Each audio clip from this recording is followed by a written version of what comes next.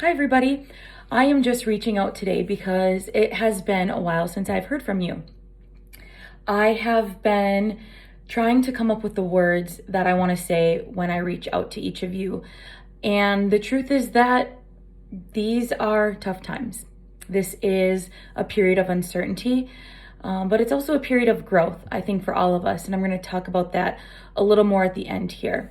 I have written a letter that I wanted to write to each of you probably 5 or 6 times, and I've written it and rewritten it, and it's really hard to come up with the words. And so I decided that I'm just kind of going to speak from the heart today, and I thought I would send it as a video so that it could be a little bit more personal.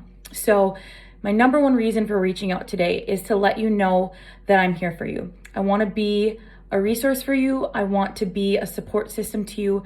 And if there's anything that I can do for any one of you, please let me know, because as we have said in the past, you are our Trobex Bus family, and we need you. And we need you now more than ever, and we need to stick together as a family more than ever. With these uncertain times and the unpredictedness of what is going on, it makes it kind of scary. And so I'm sending this message out to all of our employees, people that are currently working for us, people that have been laid off due to not having work, people that are collecting unemployment. If you are on our phone list, you are getting this message because I still consider you part of this team. Going forward, like I said, I want to be your main contact. If you need something, reach out to me. I'm going to use email as my way to communicate with you because that is the best way that I can get a message out to so many of you, and being kind of cautious of everybody's time. So email is the number one way. If you need something from me, you now have my email, bethany@trobexbus.com. Feel free to use that. Secondly, you all have my cell phone number. If you need that number or you want to send me a text message, that's the second way I would recommend communicating. Finally, followed by a phone call. If you need something, call my cell phone. I'm going to be here for you. If I'm not able to answer, feel free to leave a voicemail and I will get back to you. I've been very inundated in the day-to-day business for the past couple weeks, and that's kind of why this has taken so long, but it's been something that's been on my mind. We have pared down our office staff quite a bit, unfortunately, and we are really using the people that are still here to pool together and become stronger throughout this. So I ask that you come to me if there is anything that you need, like I said before. We are going to make it through this. I know that. I feel confident in the decisions that we are making, the decisions that we have made, how we are handling the cash that we have on hand, and how we're handling business that has canceled or that isn't happening, and just a decrease in zero revenue. I know that it's not going to be easy, but I know that we're going to push through. I feel confident that we're going to make it through this. One thing that I know that maybe hasn't gone out there has been a little bit confusing.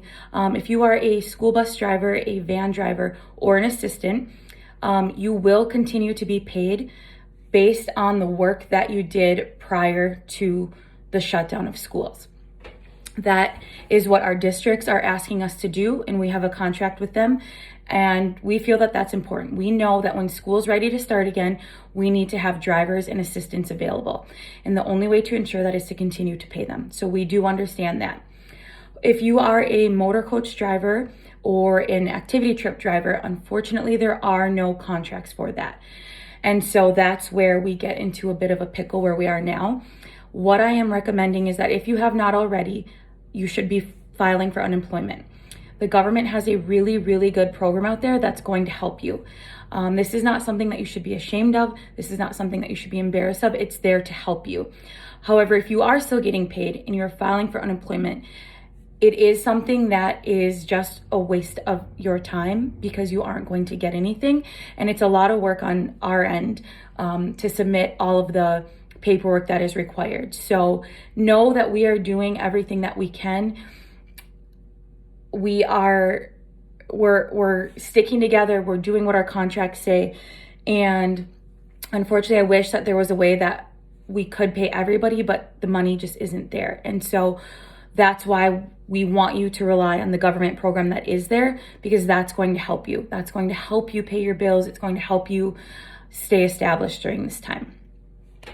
Finally, the third thing that I have is next week, we've talked about it in the office. We want to schedule a Zoom meeting with all of our employees. If we can have 115 people on there, I think that would be amazing. What I want you to do is if you have questions, concerns, comments, something that you want to talk about, reply to this email so that I can address that day.